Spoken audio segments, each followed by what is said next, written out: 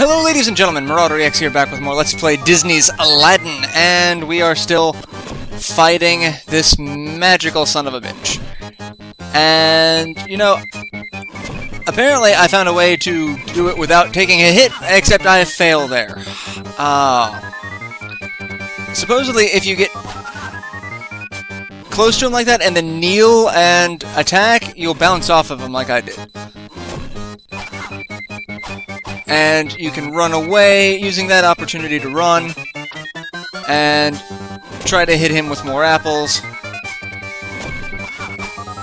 The sad thing is I'm having more trouble now than I was a minute ago. I guess trying to have commentary while dealing with this boss is what's not possible. And we're just gonna do that and get away from you.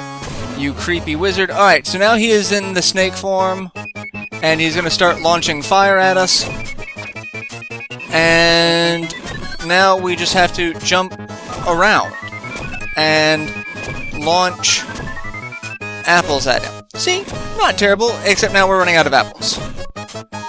Which, you know, is gonna happen, because I did not keep nearly enough of my apples from when I had 99. If I had 99, you could just do this all as one thing.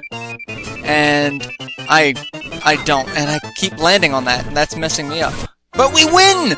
We have beaten him. And that's the end of the game. Oh lord, that is the end of this game.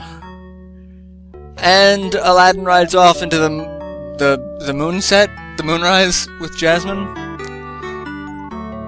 And they kiss. Oh, how lovely. The end. Alright, I love the movie Aladdin. I loved it since I was a kid.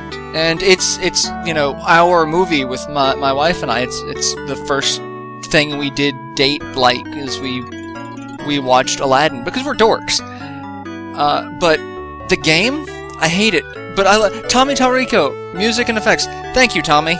Thank you for providing such a wonderful soundtrack for a game that now will haunt me. I do apologize for the game being so crap. But this is a game that is like a train wreck. It's a train wreck in slow motion. You think you're doing great, and then you screw up, and then it gets you, you know? Like, okay, I was doing great, I screw up, oh crap, now I just can't stop screwing up. And then it takes you a minute to get recentered. But that was the point of a lot of these older games, was to make you figure out specific patterns, or just make it become like muscle memory that you know what to do in what situations. You know, that's one thing I kind of miss from the old days of gaming, is just the ridiculous learning curve. But the amazing feeling of satisfaction you get when you overcome the curve and you get it. And it's like that rewarding sensation of, you know, this game has been kicking my ass, and now I've beaten it. It's great. And that's something I kind of miss. Newer games, they give you a lot of tutorials, they give you a lot of, you know, ways to get around it, but, you know, it just doesn't feel like it's as punishing, or... I don't want to say it's not as rewarding, because there are games that are just as rewarding, but it doesn't have that beat you into submission type feel.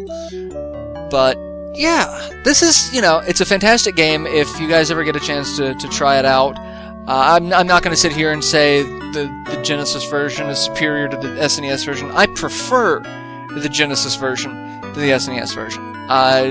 The music to this one just seems more like the movie.